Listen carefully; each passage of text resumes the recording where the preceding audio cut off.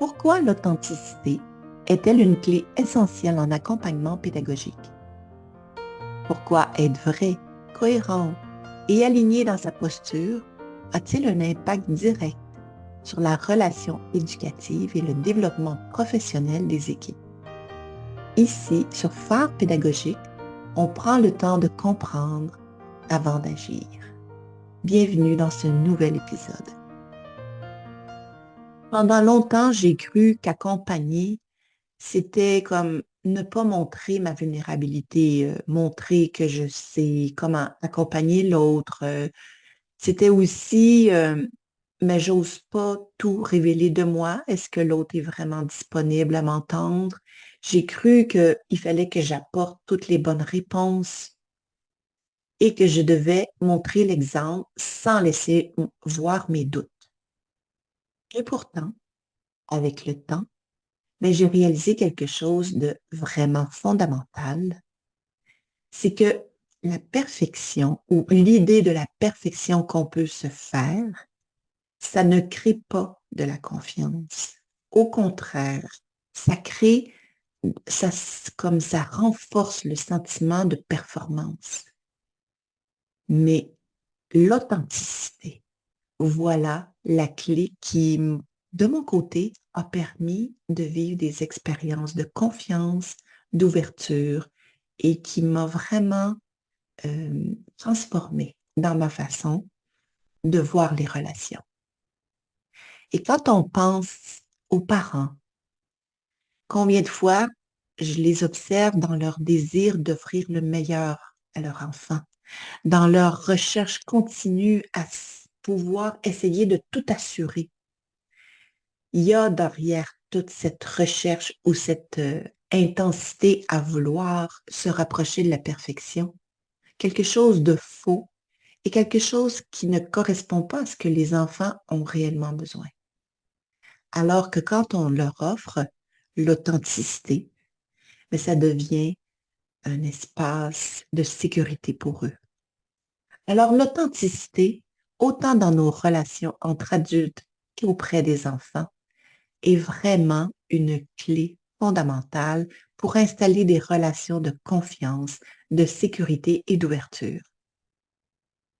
Mais être authentique, qu'est-ce que ça veut dire? Est-ce que ça veut dire que je me dis dans tout ce que je passe, dans tout ce que je pense, dans tout ce qui se passe par ma tête? Est-ce que j'étale mon vécu émotionnel à tout vent? Je fais juste penser à la question quasi quotidienne quand on rencontre quelqu'un. La première chose qu'on se dit, comment ça va? Hmm, comment ça va? Est-ce que je prends le temps de regarder comment je vais? Et une fois que j'ai contacté comment je vais, qu'est-ce que je dis? Jusqu'où je me révèle? Qu'est-ce que l'autre a vraiment envie d'entendre? Alors, c'est intéressant de voir comment dans cette simple question-là, c'est de se demander qu'est-ce que ça veut dire être authentique. Et l'authenticité, c'est pas de se mettre à nu devant tous et chacun en même temps. Ça demande l'authenticité, d'oser une certaine vulnérabilité. Par exemple, lors d'un accompagnement, ça peut vouloir dire, ben, j'ai pas les réponses pour l'instant, mais je peux réfléchir avec toi. En fait, ce que je vois, c'est que l'authenticité, c'est d'être cohérente avec ce que je pense, ce que je ressens, ce que je fais et ce que je dis. Il y a l'expression, hein, est-ce que les babines vont avec les bottines?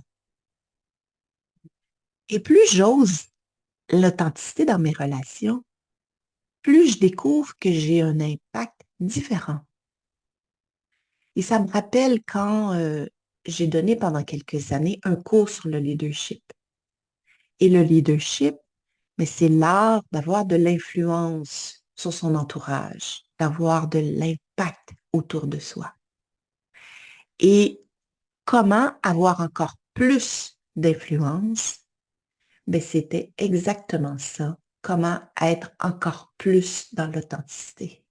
Comment être de plus en plus finement en cohérence avec ce que je suis réellement, avec mes valeurs, avec ce qui m'habite. Essayez le plus possible de ne pas jouer de game. Jouer un personnage qui sait, jouer un personnage qui est au-dessus des enjeux qui sont là. C'est quelque chose qui se ressent dans notre manière d'être. Ce que je dis, je le vis réellement. Je le ressens, je le pense. Souvent dans mes formations, je vais apporter l'idée que moi, je n'enseigne pas de la théorie morte. J'enseigne de la théorie vivante. C'est-à-dire que ce que j'enseigne comme théorie, mais je l'ai vécu, je l'ai analysé, j'ai fait de l'introspection avec cette théorie-là. Et ça fait toute la différence. Alors, plus j'adopte cette posture d'authenticité, plus je vois que j'ai de l'impact autour de moi. Parce que les échanges sont encore plus vrais. Il y a de l'ouverture qui se crée. Il y a de la vulnérabilité qui est osée de part et d'autre. Alors, en CPE, comment pourrait se vivre l'authenticité? Parce que les équipes sont très sensibles à cette authenticité professionnelle. Elles perçoivent rapidement quand une posture est jouée, quand un discours n'est pas vrai, n'est pas aligné avec les actions, quand les bottines ne vont pas avec les babines. Quand une direction ou un agent de soutien pédagogique dit vouloir soutenir, mais qu'intérieurement, elle est dans le jugement. Quand elle parle de bienveillance, mais qu'en fait, elle n'écoute pas vraiment. Quand elle prône l'autonomie, mais qu'au quotidien, elle a tendance à contrôler. Alors, ce qu'on découvre, c'est que être authentique, ça demande d'être en relation intime avec soi-même, d'être capable de se regarder agir, d'être conscient de nos pensées, parce que notre non-verbal dit ce qui se passe dans notre tête. Alors, si je suis en train de te juger, tu vas le ressentir par mon non-verbal. À l'inverse, quand l'accompagnement est authentique, mais ça fait que tu vas sentir que ce que je dis, ça correspond à ce que je ressens réellement. Tu vas ressentir la bienveillance que je dis que je veux t'offrir. Tu vas la ressentir dans mon ton de voix, dans les mots que je vais choisir.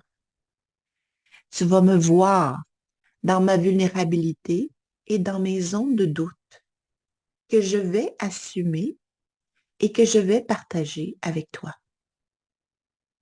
L'authenticité, c'est une façon d'être qui demande de la sécurité intérieure. Cette sécurité intérieure-là, ça veut dire que je suis capable d'accepter et d'accueillir ce qui se passe en moi. Si je suis envahie par une émotion, je suis capable de le reconnaître et de le mettre en toute transparence dans notre échange.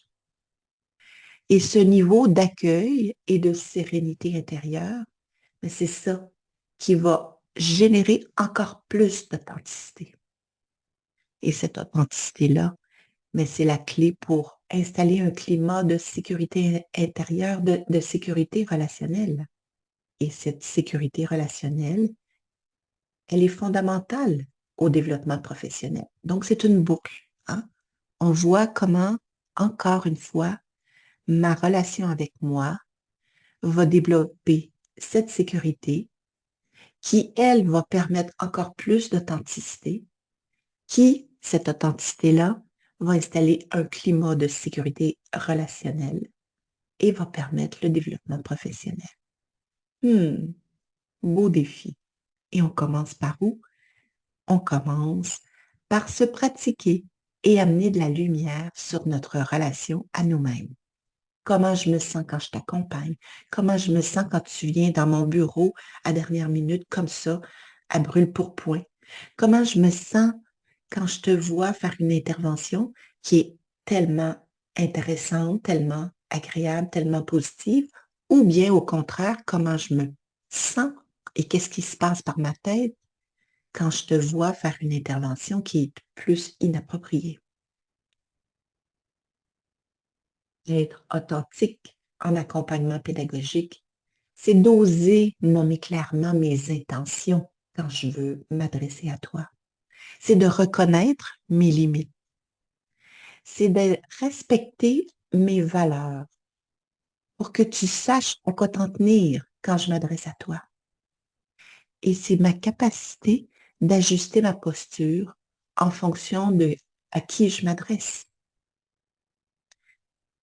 Être dans l'authenticité peut m'amener à faire des phrases comme ce que j'observe, ça me questionne, j'aimerais comprendre ton intention avant d'aller plus loin. Alors, j'assume que je me questionne par rapport à ce qui se passe avec toi et je te pose la question pour aller vérifier. Une autre phrase qui pourrait être dans l'authenticité, c'est j'ai pas de solution toute faite, j'ai pas de solution pour l'instant, mais je te fais confiance pour réfléchir avec moi, puis ensemble, on va la trouver, la solution. Alors, des exemples de phrases comme ça permet de, premièrement, soutenir l'autonomie et de créer de la confiance dans la relation éducative. Au lieu d'essayer de sauver notre image de personne qui doit accompagner, donc qui doit trouver toutes les bonnes réponses.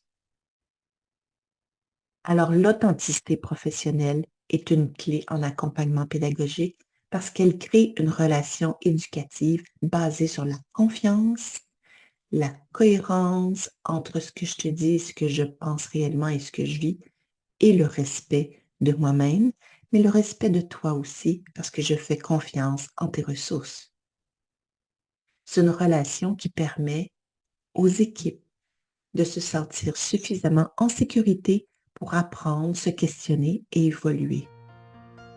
Alors, si cet épisode te fait réfléchir, je t'invite à le partager parce que l'entraide est tellement précieuse dans notre univers de la petite enfance. Je serais ravie de connaître ton opinion sur le lien que je fais entre l'authenticité et le leadership. Sûrement comme gestionnaire ou comme agent de soutien pédagogique, tu as exercé ton leadership. Alors, qu'est-ce que tu en penses de ce lien avec l'authenticité? Et si tu ressens le besoin d'un accompagnement pédagogique, authentique, bienveillant et ajusté à qui tu es, tu trouveras les informations pour me contacter dans la description de cet épisode. Mon nom est Suzanne Dano. Tu écoutes Phare pédagogique, un espace pour offrir un éclairage bienveillant et dans toute conscience. Merci pour ton engagement envers la relation éducative et à très bientôt.